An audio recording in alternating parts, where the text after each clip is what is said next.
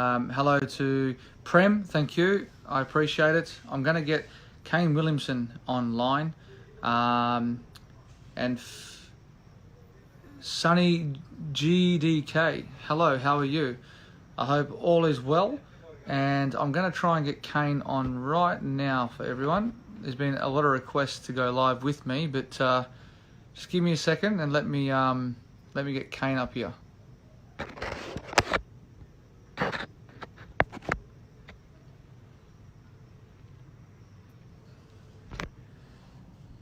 I understand there's a lot of requests to try and join this live chat, but I'm talking with Kane.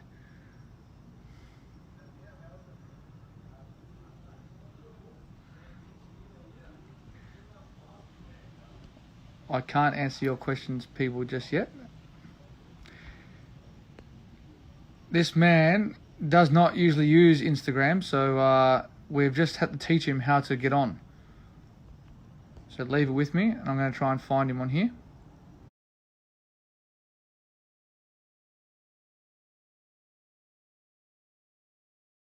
We might have a few teething problems, but let's just check.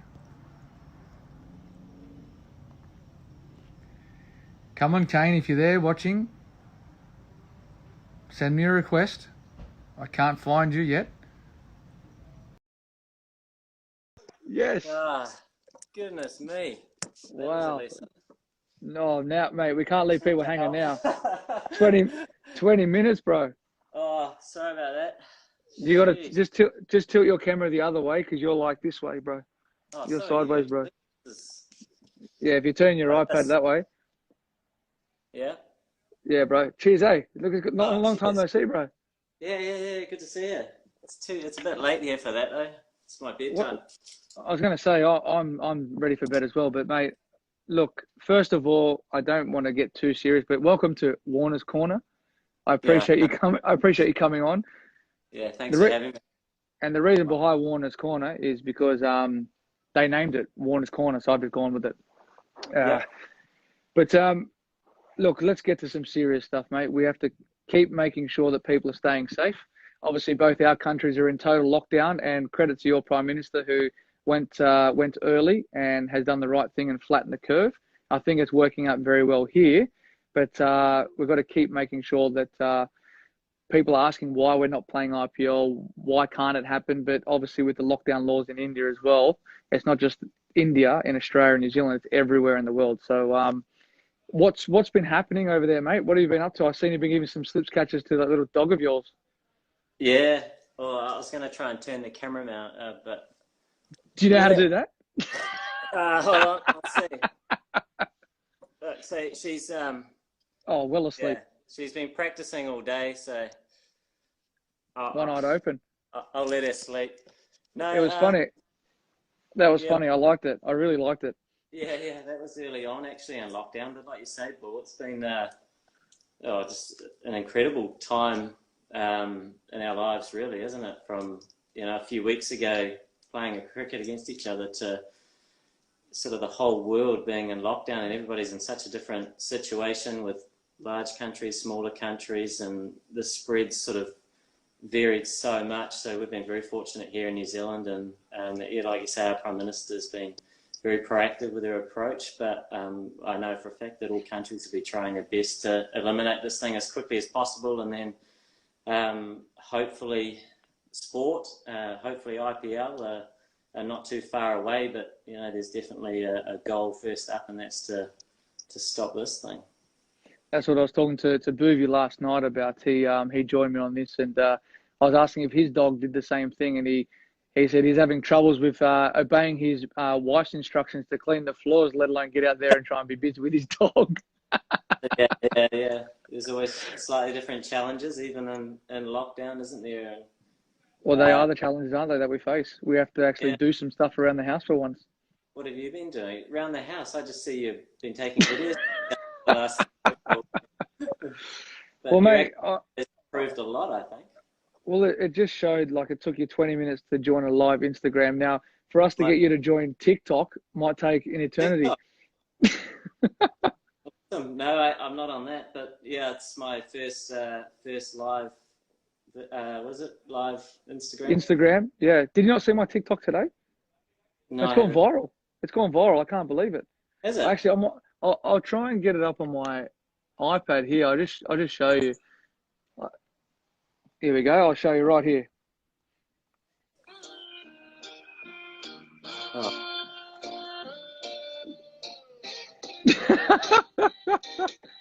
You can see Isla's impressed. yeah. She's the But we're only done. one. Yeah. But we're That's done. I think. Mate, this is what isolation has done to us here in Australia. We've joined TikTok. Yeah. I'm listening to my 5-year-old instead of my wife, and yeah, things are going really well here, mate. I can't complain. Oh, that's good. That's good.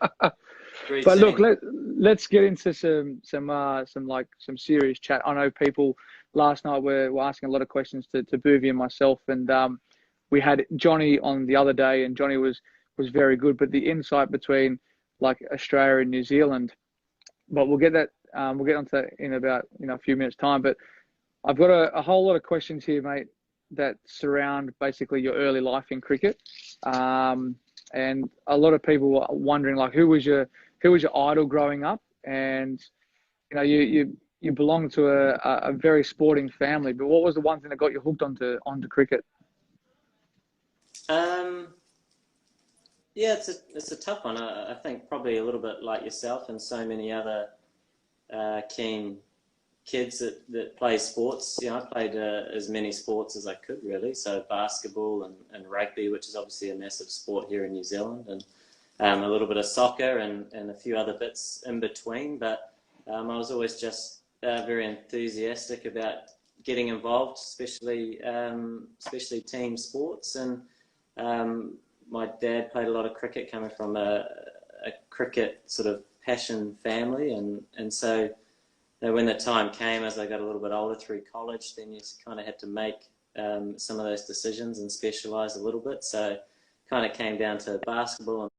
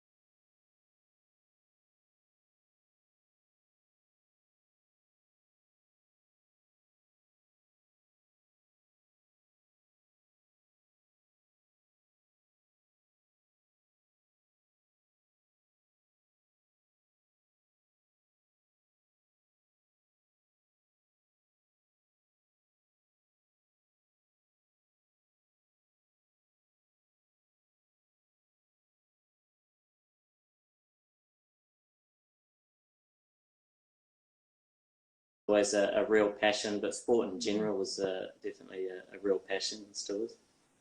So you didn't think about joining the All Blacks maybe, or were you not big enough? What was that? Did you play that at Yeah, school? You didn't want to do the haka? natural selection kind of. Basketball probably wasn't a viable option either, basketball or rugby. I really enjoyed my rugby actually, but probably more the age group, sort of weight limit,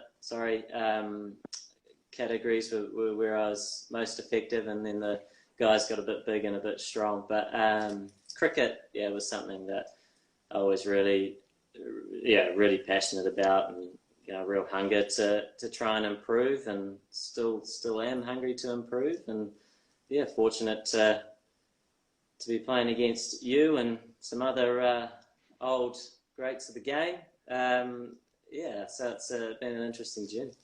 Well, you've made the right choice, mate. 'Cause you're a pretty handy cricket player. What about the haka? Could you do that in cricket? Could you do that to start?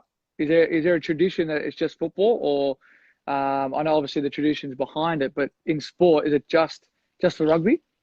Well, no, not necessarily. I mean, at the Olympics, Commonwealth Games, places like that, the hakas perform. But also when we played sport at school, a lot of schools had their own hakas. So, we would go to basketball tournaments and perform our school haka. Rugby, it'd be the haka again. But it hasn't seemed to happen in cricket too much, and I wonder whether it might be better suited to sports that ride on a little bit more adrenaline, because you tend to get a bit fired up and passionate, and then if you lose the toss and stand in the field for 2 days, it might not have the same effect. So, but it's sorry?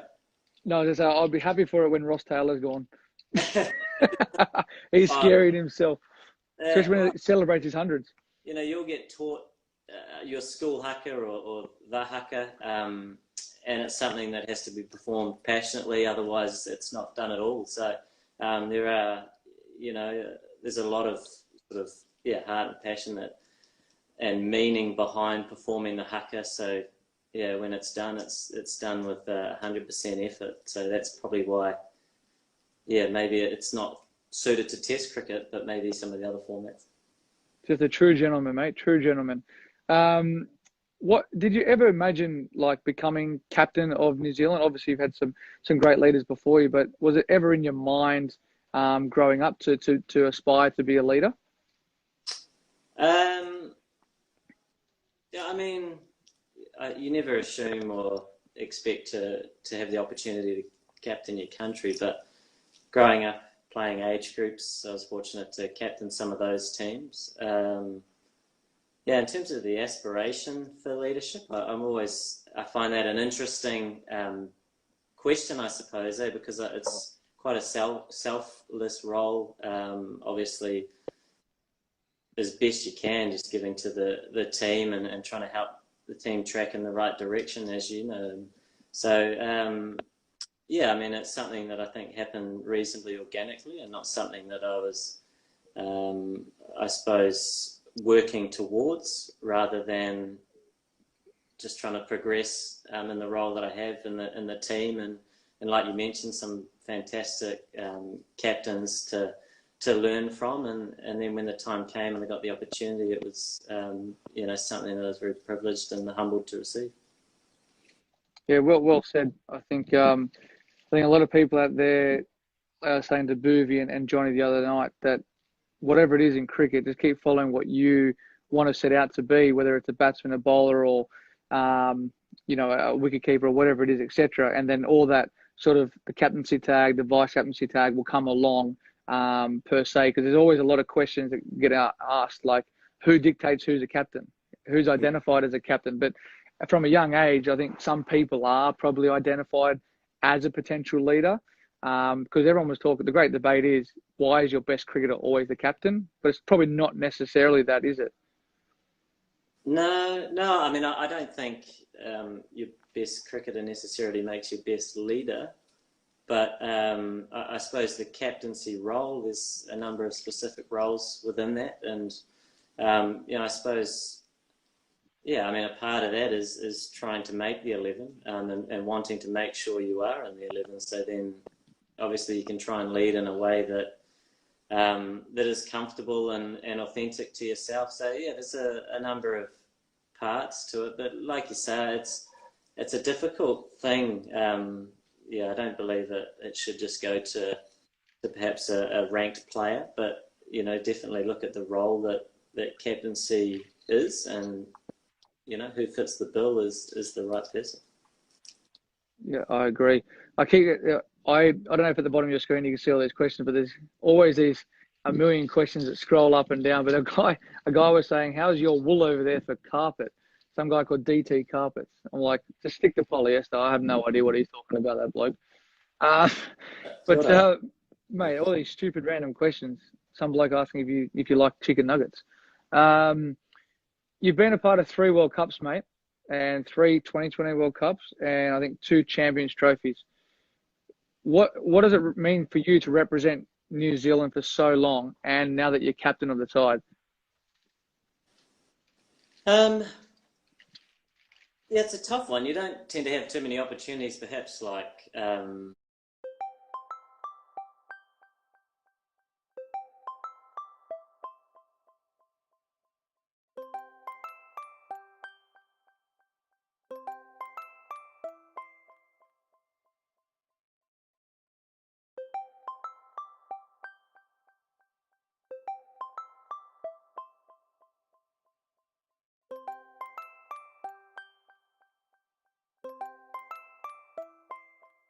if you could rewind the clock and ask yourself as a young sort of budding sportsman, and whether you'd have the opportunity to play for your country, and you'd certainly never assume, and you're never to know until perhaps getting that phone call, and then much like yourself, the opportunity to play your first test match or your first international is just such an incredible thrill, to then entertain the idea of playing for 9 or 10 years or so, or whatever it is, or even a second game is kind of not really where your head's at. So it's an interesting thing to consider when you recall your first game, and how excited and how new and fresh it was, and how fortunate you felt to just be involved, to be playing for a period of time. So I feel very lucky and fortunate to do what I love, and sort of see where the game's gone. Really, it's changed so much in our time playing, and the sort of the 9 or 10 years in the development of 2020 cricket and the franchise cricket and the various new rules that keep floating about every year. It's a great time to be involved in the game. Yeah, and I tend to agree with you there. And there's another question here that says, what keeps us motivated to, we play for X amount of different teams plus our country.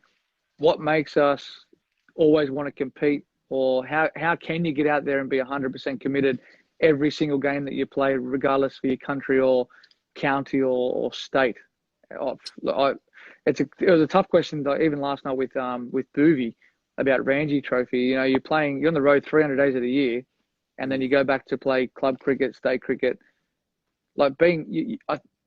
I personally, I just think you're motivated by the love of the game.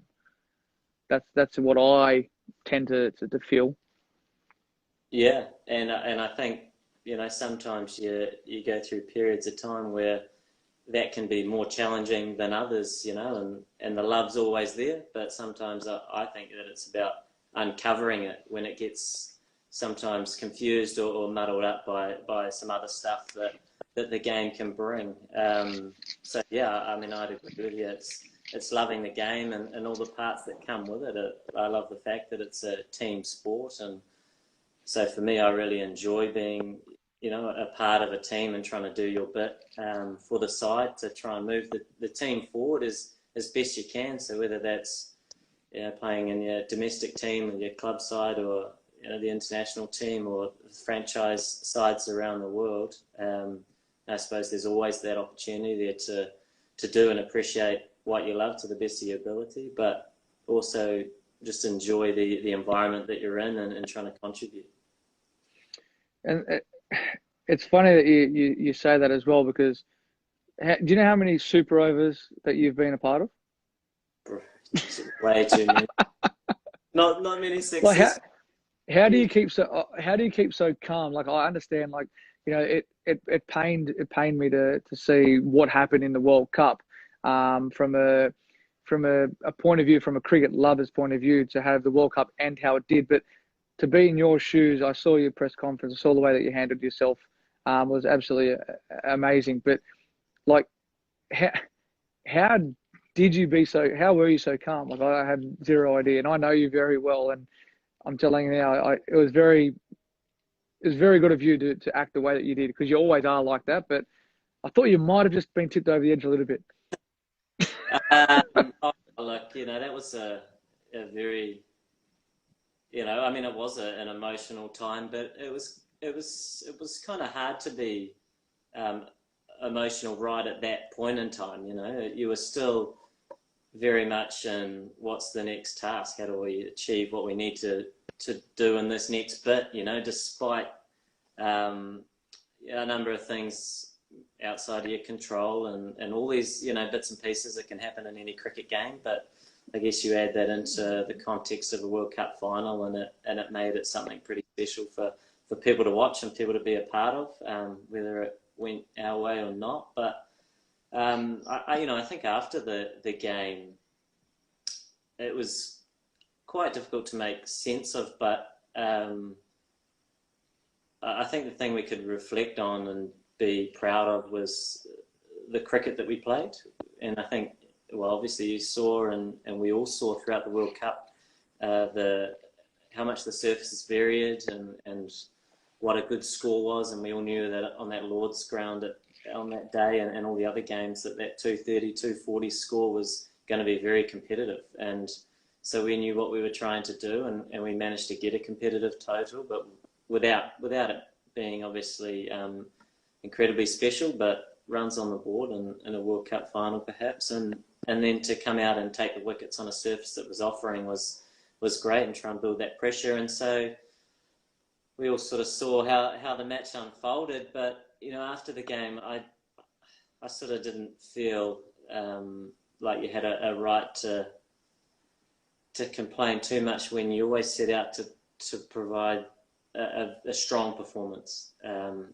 And we were able to do that and be proud of that. And the fact that the result was perhaps decided by a number of things outside of your control, I suppose tested that, but still meant that that's how we had to deal with it. Well, it's credit to you and the guys, mate, for the way that you guys handled yourselves, because that was, I know if that was me, who knows? But but I would enjoy watching that. If there was one rule in white ball cricket, then what would you change? Oh, jeepers. Do you reckon you could bring back the two fielders inside was it the 15-yard? Oh, Remember yeah. the mini circles they used to have? Yeah, not if you're batting. 15 over rule again. 10 overs isn't enough. A short catching midwick. No, I don't know. I'd have to think a bit about it. I suppose maybe some of the viewers have a few opinions. Anybody got anything interesting down there? Yeah, anyone there that would like to change a rule in white ball cricket, feel free to put it there, and I'll shout it out later. But mate, on to obviously Sunrisers topics. Obviously, we'd be over there right now, and if people haven't been tuning into my Instagram, generally what me and Kane would be doing right now is trying to throw some darts at a dartboard, and Kane's got me well and truly covered with his 180s. But what do you miss about the IPL? Is it the mateship? Is it the competition out in the field? Everything that comes with it, the buzz, the fans. Like what do you miss the most? I know you probably have a couple of answers, but what really sticks with you? Look, I mean, without a doubt, it's the biggest domestic tournament in the world. So, to be a part of that with the buzz and the hype, and playing in India, with such a large country with such a huge passion for the sport that we love, is something that I remember the day that I was fortunate to go over to the IPL for the first time, and it was to experience it because you'd watched it so often on TV, and it's such an amazing spectacle. But then there's so much more to it that you don't see on TV, which is playing in a predominantly Indian side, but along with obviously so many other international players that you've played against for such a long period of time, and you get to know and build friendships. And just there are a number of parts to it that make it incredibly attractive, and no doubt I guess a number of people that are tuned in tonight we'll be missing the IPL just like the players and us, but hopefully there'll be something planned at some point in time, and it would be certainly great to be a part of. There's a question that just popped up there. Have you read the ICC is considering changing the legalization of ball tampering to prevent use of saliva post coronavirus? We probably won't go into. We probably won't go into that. Next question. Yeah. Look, how special was it to get that orange cap in 2018? Obviously, we went very close. Unfortunately, obviously, I wasn't there, and I was actually over in Singapore having a family vacay. But tell us, obviously, the orange cap is obviously special, leading run scorer, but you had an amazing tournament. People always talk about, and this is no disrespect to you, but the dashes and everything, but the way that you played and the way that you went about it and sort of held the whole team together was absolutely amazing. Yeah, I mean, obviously we were on the back foot without you, because you're usually the orange cap winner, which, we're lucky to have every season.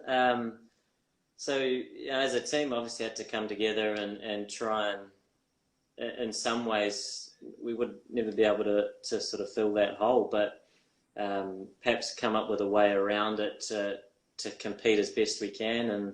And it was a really fascinating year because of that. Obviously, in 2016, it was an incredible year to win the trophy. But in 2018, to play consistently well in the style of cricket that really benefited us, which was staying in the game. And as you know, it's such a strong bowling attack, and with a number of threats within the attack, meant that we had a number of incredibly close games, and ended up on the right side of those results. And I think we won nine out of the 14 round games. So it was a really enjoyable time to watch and see the team grow and develop in a way with obviously a number of challenges that were put to us, like obviously losing our captain and the runs that you bring and the experience and leadership. So it's, which is, the game that we play, and you go to the IPL and often in the franchise domain, it's thinking on your feet and certainly working with management as best you can and being nice and clear and trying to put your best foot forward. And it was a pretty fun year to be a part of with a lot of success as well. And I think on the back of that, I think we have to, we can't sort of not mention the fact that we do bat on a very, very good surface in Hyderabad, and credit to the curators because they always produce a very nice wicket there. And I think around the world, India produce some of the best, white ball wickets that there is, and they're always outstanding to play on. They were talking about how we both captain and our styles of captaincy within the IPL. And I'll have to be honest here, is I get a lot of my ideas from Kane. So all the people that were asking about being captain, if you ever see Kane, when he wasn't playing, always behind me, he was always giving me the ideas and tips. So I'll leave that question for Kane about how he's so calm and how he thinks about his processes, especially in 2020 cricket. No, I mean, that's something I appreciate when the, shoes on the other foot is sometimes when you're in it, and a number of those seasons I was filling your drink bottles and Powerades. So I had a bit of spare time. I was hovering around the boundary rope and catching up for a chat. But, even when you aren't playing in the 11, there's still an opportunity to give as much as you can, and certainly if there are any ideas that you might have, you want to be able to put those forward, and much like you, I like to have the approach that if people do have those ideas, then bring them forward if they're in the best interest of the team. So, without a doubt, captaincy is never a sort of a solo job. It's for me anyway, it's very much about being inclusive of so many other leaders in the group, whether they're on the field or off the field, and trying to take those opportunities to help each other out. I think it's incredibly valuable. Yeah, I don't disagree with that at all. There's been a few talks of you wouldn't have seen Twitter today, but there are times now. I think it was one of the media people picked up on me talking about our death bowling, and apparently I said we've got the best death bowlers in the IPL, which was incorrect. We're talking about 2016 when we won, and I said, and I elaborated on the fact that year our best discipline was defending. We weren't great at chasing at that stage. But let's talk about our death bowlers anyway. Like I know in 2018 we came so close, but we won so many close games. And that was thankful to